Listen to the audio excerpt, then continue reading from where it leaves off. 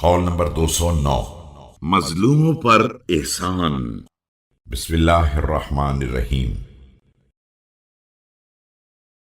ये दुनिया मुंजोरी दिखलाने के बाद एक दिन हमारी तरफ बहरहाल झुकेगी, जिस तरह काटने वाली ऊंटनी को अपने बच्चे पर रहम आ जाता है। इसके बाद आप अलैहिस्सलाम ने इस आयत करीमा की तिलावत फरमाई।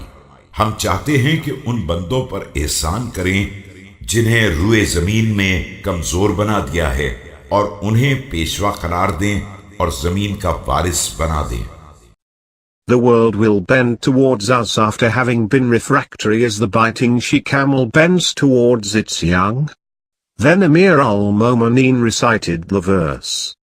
And intend we to bestow our favor upon those who were considered weak in the land, and to make them the imams, guides in faith, and to make them the heirs.